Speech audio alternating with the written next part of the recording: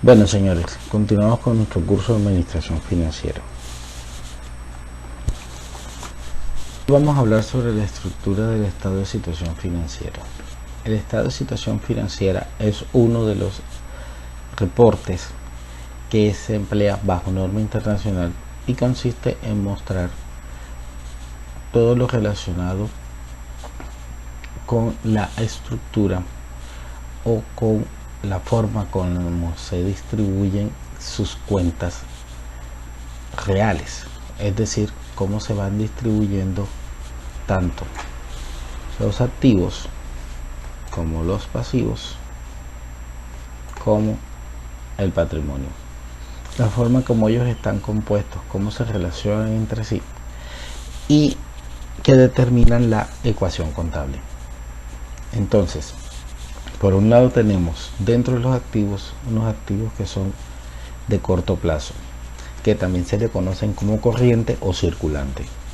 Ellos están compuestos por el disponible, que lleva en su interior al efectivo, bancos, todo lo que circule, caja, y los equivalentes efectivos, que vienen siendo aquellos títulos, valores de corta duración, tipo CDT, tipo carteras colectivas, que contribuyen a mejorar la liquidez de la empresa.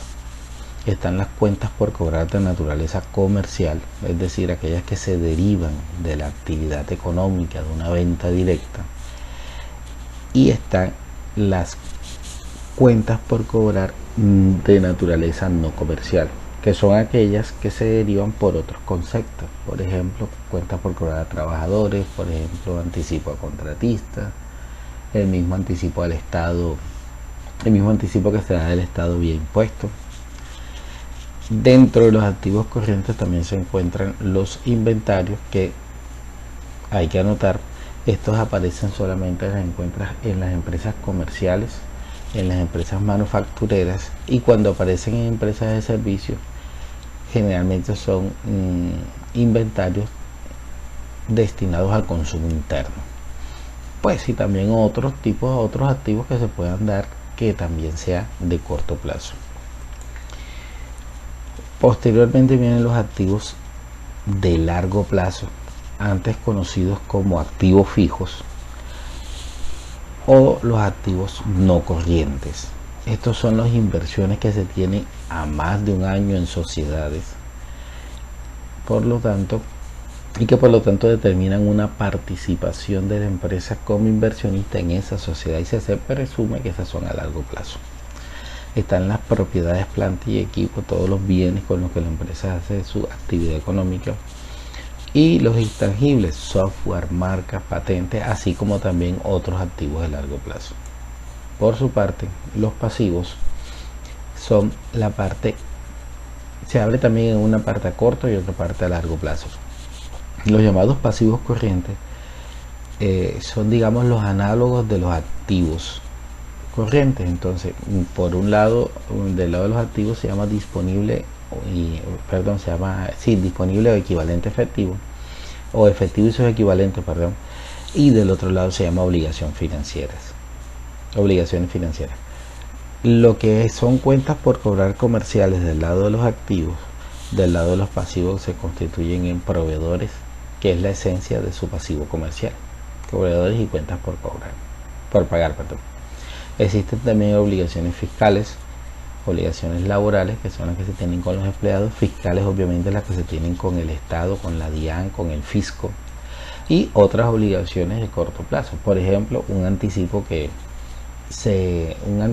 le giren a la empresa para que la empresa ejecute un contrato, ejecute una labor, o simplemente despache posteriormente una mercancía. También existen los pasivos de largo plazo, y serán todos aquellos que excedan un año, también con algunos de los conceptos que están en el corto plazo. Por ejemplo, una obligación financiera a 5 años tendrá una parte en el corto, que serían los primeros 12 meses, y el excede en el largo plazo. Y luego vienen todas las cuentas de patrimonio, que esas por su naturaleza siempre son de largo plazo. La forma como se determina, cómo se distribuyen ellos, se observa en un estado de situación financiera que lleva a una ecuación contable. Activos, la sumatoria de los activos debe ser igual a la sumatoria del pasivo y patrimonio, y eso forma parte de la contabilidad básica. No olviden algo, tienen que tenerlo en cuenta. El capital de trabajo siempre será la diferencia que existe entre el activo a corto plazo y el pasivo a corto plazo también, para poder aplicar el principio de compensación o conformidad financiera. Y el respaldo patrimonial de una empresa siempre está dado por los activos de largo plazo, es decir, las propiedades y con lo que la empresa cuente en el largo plazo. Cuando se diga pasivo fiscal, estamos hablando de todo, cuando se diga patrimonio fiscal, estamos hablando de todos los activos que tenga la empresa. Fiscalmente el patrimonio son todos los activos, contablemente el patrimonio son todos los aportes y las cuentas que tienen que ver con socios. Este estado de situación financiera tiene dos características. Se puede presentar por liquidez, cuando se muestran primero los activos que se hacen efectivos más rápidamente, y por último los activos que se hacen efectivo al final. Por ejemplo, primero se tiene el dinero, es más rápido sacar el dinero de la caja y del banco que salir a vender una casa. Entonces se muestra en orden de liquidez.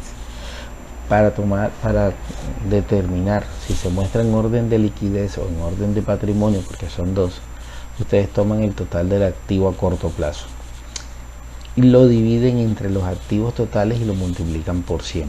Si esa participación da mayor al 50%, pues entonces se presenta del lado de la liquidez, es decir, empezando en el disponible y terminando en los activos menos líquidos. Pero hay que tener en cuenta algo: la presentación que se use no significa que haya una mejor o peor gestión financiera. Significa que los activos están concentrados en una determinada parte. La presentación por liquidez es de uso generalizado en las empresas de servicio y puede darse también en las empresas comerciales, pero generalmente no se da en las empresas manufactureras porque ellos necesitan grandes concentraciones de propiedades, planta y equipo. El Estado no hace esa diferenciación, entonces no lo van a encontrar en estados financieros de empresas estatales, y no afecta la forma como se haga el análisis financiero. Aquí tenemos un ejemplo de un estado de efectivo por liquidez. Ustedes ven unos activos a corto plazo que están en el orden de los 4.828 millones de pesos contra unos activos a largo plazo que están en el orden de los 4.700. Estoy hablando del año 2000, estoy hablando de diciembre del año 2016, según este estado. Ahora, si observan bien, la participación es casi del 50-50. En estos casos, la empresa está libre o la contabilidad está libre y puede escoger cualquiera de los dos métodos. En el método del patrimonio es lo contrario. Al hacer la división y multiplicar por 100, como se explicó ahorita, y calcular la participación de los activos a largo plazo, el porcentaje a largo plazo da más alto. Entonces digamos que el reporte se invierte, es decir, se empieza por lo menos líquido, que es donde estaría concentrada la inversión de la empresa, donde estarían concentrados los activos, hasta llegar a lo menos líquido. Este es un ejemplo de ese caso. Observen que aquí empieza por los intangibles y termina en el activo a corto plazo, no siendo lo usual para empresas de servicios o para empresas comerciales, pero sí se presenta bastante en empresas manufactureras o en empresas que, sin ser manufactureras, presten unos servicios en los que necesiten una infraestructura muy fuerte. Existe por su estado de resultados integrales. El estado de resultados integrales tiene una única presentación siempre y empieza con la venta de bienes y servicios, o simplemente la venta, menos las devoluciones. Las devoluciones solamente aplican en empresas manufactureras y comerciales. Los descuentos se aplican en todas. Entonces, ventas netas menos devoluciones o menos descuentos, perdón, ventas de bienes y servicios menos devoluciones o menos descuentos, dan las ventas o los ingresos netos. A esos ingresos netos se les debe descontar el costo de la mercancía vendida si estamos hablando de una empresa comercial, el costo de producción y ventas si estamos hablando de una empresa manufacturera, o simplemente el costo de servicio si estamos hablando de una empresa de servicio. La diferencia entre los dos conceptos dará la utilidad bruta, a la cual se le debe descontar los gastos de administración y los gastos de ventas para llegar a una utilidad operacional. Una vez se tenga la utilidad operacional, de ahí en adelante vienen los conceptos que no tienen que ver con la operación. Léanse los ingresos no operacionales, que también lo conocerán con el nombre de ganancias. Los gastos, pero ganancias no es la ganancia final del ejercicio, es la ganancia que se obtiene en algo que no se hizo, que no se derivó o no se produjo por efecto de una venta. Los gastos financieros y los gastos extraordinarios.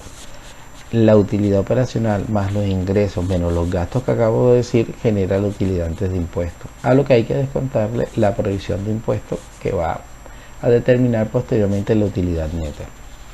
Todo lo que suceda de la utilidad operacional o todo lo que suceda antes de la utilidad operacional obedece o es un reflejo del ejercicio del desarrollo del objeto social o de la actividad económica de la empresa definida en su CIU. Recordemos que el CIU es el Código Internacional Industrial Uniforme que determina la actividad económica de la empresa. Todo lo que suceda de la utilidad operacional en adelante no obedece a movimientos relacionados con la operación. Aquí tenemos un ejemplo de un estado de resultados integrales.